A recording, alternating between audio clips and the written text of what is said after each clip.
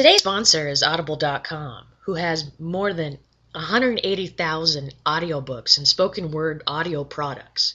Get a free audiobook of your choice at www.audiblechildcom/trendingtopicswithbb.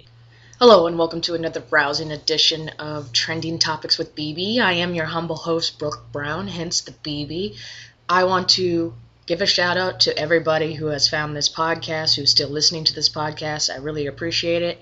And if you get a chance, log on to bbmediaindustries.com/trendingtopicswithbb to make sure you are connected through all of the platforms where this can be found, whether that's on your iOS device, your Android device, or any other devices and services that you can even find in your car.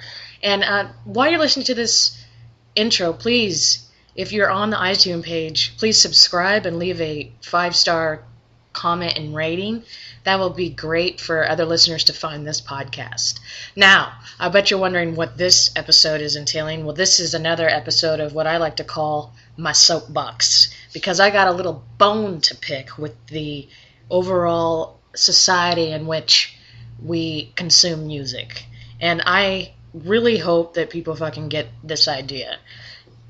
Basically, we have an issue here in society with being, I don't know the best way to say it, but that would be, I guess, miseducated or uneducated when it comes to musical history. And I'm not talking about diving as deep as some would say in musical theory, but I'm talking about just understanding where music comes from, who are the pioneers of certain genres. And this goes for all genres. But recently I've had some conversations with people who are sharing the same affinity and like with electronic dance music, but more specifically the trance side of things. And a lot of electronic dance music came from pioneers within the genre of music. Now, I understand if you're new to the scene, but take a moment and go back in time. And by going back in time, I mean fucking just Google the genre, Google whatever information, talk to somebody who's also in the scene, get a chance to find out a little bit more about the music you're listening to and not just dive into it because it's the new popular thing or the new thing you've found a common, I don't know, interest with in finding new people, or you wanted a new experience. I get that, but also take a chance to look back at the music and the depth and understand where the music comes from and why certain DJs and artists and producers are revered in certain ways based on the production value